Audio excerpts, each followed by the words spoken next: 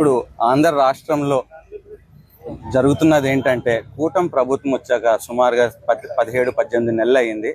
ఈ 17-18 నెలల్లో మనం చూస్తున్నది ఏంటంటే దుర్మార్గపు పాలన, దుర్మార్గపు చర్యలే మనకి కనిపిస్తూ ఉన్నాయి. దుర్మార్గపు చర్యలు ఎందుకు అంటున్నానంటే అక్రమ కేసులు పెట్టి మరి అందరినీ కూడా జైల్లో వేస్తున్నది మనం ఈ 18 నెలల్లో చూస్తున్నది ఏంటంటే అదే. దుర్మార్గపు పాలన ఎందుకు అంటున్నానంటే మరి 17 మెడికల్ కాలేజెస్ ఎక్కడా లేనటువంటి విధంగా, ఏ రాష్ట్రంలోనే లేనటువంటి విధంగా మొత్తం భారతదేశంలోనే కూడా మొట్టమొదటిసారిగా ఏ ముఖ్యమంత్రి కూడా ఆలోచన చేయనటువంటి విధంగా ఆనాడు మరి ముఖ్యమంత్రి వర్యులు జగన్మోహన్ రెడ్డి గారు మరి 15 మెడికల్ కాలేజ్ కేంద్ర ప్రభుత్వంతో మాట్లాడి మన రాష్ట్రానికి తీసుకురావడం జరిగింది. ఒక మంచి ఉద్దేశంతో. కోవిడ్ మహమ్మారి మనల్ని 2 సంవత్సరాలు వేధించింది. ఆ టైంలో మనకి ఏ రకంగా హెల్త్ సెక్టర్లో గ్యాప్స్ ఉన్నాయి అన్నది మనందరికీ తెలిసిందే. సో మనం ఆ టైంలో ప్రైవేట్ హాస్పిటల్స్ పైన ఆధారపడాల్సి వచ్చింది. సో ఇలాంటి సిచ్యువేషన్ మళ్ళీ రాకూడదు అని చెప్పి మరి ఆనాడు ముఖ్యమంత్రిగా ఉన్నటువంటి జగన్మోహన్ రెడ్డి గారు ఖచ్చితంగా వైద్యం అన్నది, సూపర్ స్పెషాలిటీ వైద్యం అన్నది పేద బడుగు బలహీన వర్గాల అన్ని వర్గాల జనాలకి కూడా అందుబాటులో ఉండాలి. ప్రతి ఒక్కరికి ఇలాంటి సిచ్యువేషన్ మళ్ళీ రాకూడదు, ఎటువంటి మహమ్మారి వచ్చినా కూడా మనం ప్రిపేర్డ్గా ఉండాలి అని చెప్పి మరి ఆ రకంగా 17 మెడికల్ కాలేజెస్ కేంద్ర ప్రభుత్వంతో మరి పోరాడి తీసుకురావడం జరిగింది. మరి ఈ దుర్మార్గ పాలనలో ఎక్కడ 17 మెడికల్ కాలేజెస్ పూర్తయిపోతే జగన్మోహన్ రెడ్డి గారికి మంచి పేరు వచ్చేస్తాదో, ఈ హాస్పిటల్స్ మరి ఉచితంగా వైద్యం చేసుకున్న ప్రతి పేద బడుగు బలహీన వర్గాలందరూ కూడా జగన్మోహన్ రెడ్డి గారు దయా అని చెప్పి ఆయన దేవుడిగా కొలుస్తారని చెప్పి ఆయనకి ఆ మంచి పేరు రాకూడదని చెప్పేసి మరి ఇవన్నీ కూడా ప్రైవేటీకరణ చేసేస్తున్నారు. ఇప్పుడు మీరే ఒకసారి ఆలోచించండి. మరి కూటమి ప్రభుత్వం వచ్చి 18 నెలలు సుమారుగా అవుతే ఈ 18 నెలల్లో కూటమి ప్రభుత్వం సుమారుగా 2,30,000 కోట్లు మరి అప్పు చేసింది. ఈ 2,30,000 కోట్లు అప్పు చేసిన కూటమి ప్రభుత్వము కేవలం 5,000 కోట్లు ఈ మిగతా 12 మెడికల్ కాలేజ్కి ఖర్చు చేయలేకుండా ఉందా? అంటే 5,000 కోట్లు ఖర్చు చేస్తే ఈ మిగిలిన 12 మెడికల్ కాలేజీలు పూర్తయిపోతాయి.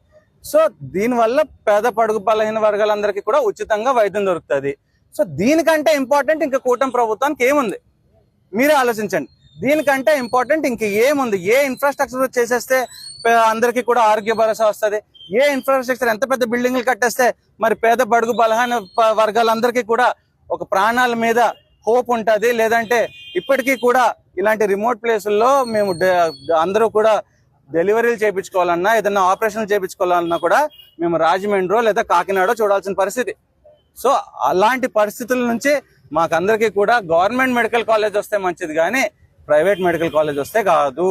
ఎందుకంటే ప్రైవేట్ మెడికల్ కాలేజ్ వస్తే ఇప్పుడు విద్య చదువుకోవాలన్నా కూడా డబ్బు కట్టాలా, ఒక ట్రీట్మెంట్ చేయించుకోవాలన్నా డబ్బు కట్టాలా, డయాగ్నోస్టిక్ సెంటర్స్ అయినా కూడా డబ్బు కట్టాలా, ఇలా ఏదైనా కూడా డబ్బు కట్టాలా.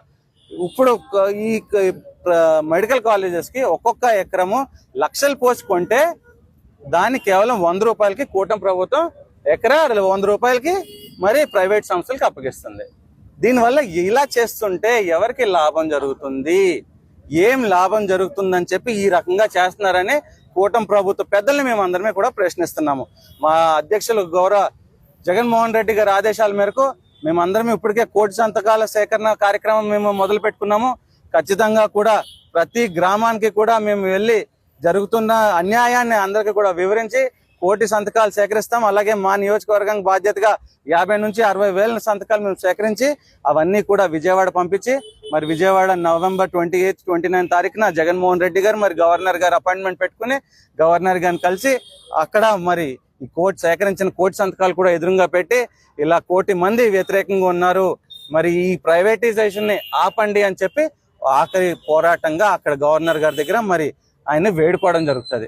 సో ఖచ్చితంగా కూడా మీ అందరూ కూడా సహకరించి మరి గవర్నమెంట్ పెద్దల్ని మేమందరం వేడుకునేది ఒక్కటే, అయ్యా చంద్రబాబు నాయుడు గారు, అయ్యా లోకేష్ గారు, అయ్యా పవన్ కళ్యాణ్ గారు, ఖచ్చితంగా కావాలంటే ఈ పూర్తయిన మెడికల్ కాలేజెస్కి ఎన్టీఆర్ గారి పేరే పెట్టుకోండి, కానీ దయచేసి దీన్ని ప్రైవేటైజేషన్ చేయకండి. ఈ గవర్నమెంట్ మెడికల్ కాలేజెస్ని గవర్నమెంట్ మెడికల్ కాలేజ్ లాగే ఉంచండి. దీనివల్ల మీకు తప్ప పేద ప్రజలకి న్యాయం చేకూరట్లేదు. దయచేసి అర్థం చేసుకోండి ప్లీజ్. Thank you.